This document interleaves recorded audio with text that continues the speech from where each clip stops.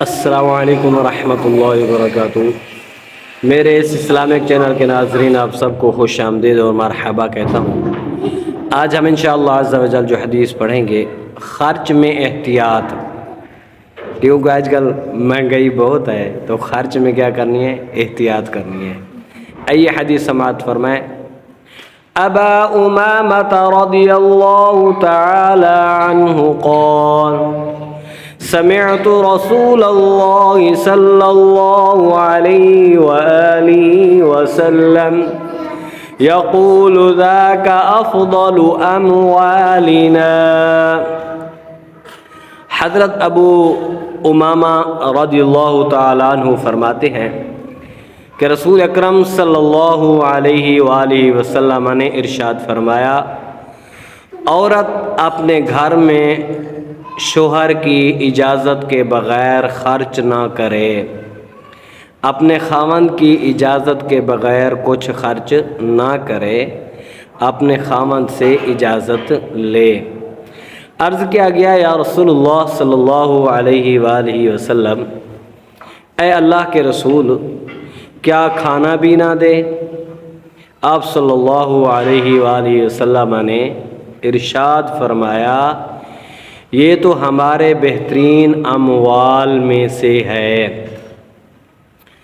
طعام یعنی کھانا اصل زندگی ہے، جس کے بغیر گزارا نہیں ہے۔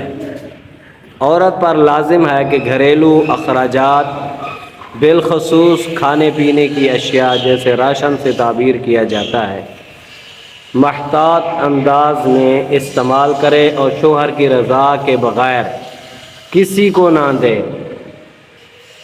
اگر رشتہ داروں سے تعاون کرنا ہو تو باہمی مشاورت سے کریں، اپنے خاوند سے مشورہ کر لے کہ وہ ہمارے جو رشتہ دار ہیں وہ غریب ہیں، اس لیے یا یہ جو ہمسائے ہیں یا کوئی لینے کے لیے آتا ہے تو مجھے اجازت دے دو، میں ان کو کچھ نہ کچھ دیتی رہوں گی، تو اس صورت میں جائز ہے۔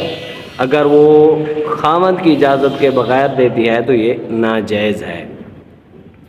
یہ حدیث شریف کی کتاب ابو داؤد شریف کے اندر حدیث موجود ہے، 3565 اس حدیث کا نمبر ہے۔ تو اس حدیث سے معلوم یہ ہوا کہ عورت کو چاہیے کہ وہ اپنے خاوند سے اجازت لے لے کہ کوئی غریب آ جاتا ہے، فقیر آ جاتا ہے، اس کو میں کچھ نہ کچھ دیتی رہوں، اجازت ہے۔ اگر وہ اجازت دے دے تو پھر بے شک دیتی رہے۔ اگر اس نے اجازت نہیں دی ہوئی، اپنی مرضی سے دیتی ہے تو یہ ناجائز ہے۔ یہ حدیث اچھی لگے تو ضرور سبسکرائب کریں، شیئر کریں اور لائک کریں۔ اللہ تعالی ہم سب پر اپنا خصوصی فضل و کرم فرمائے۔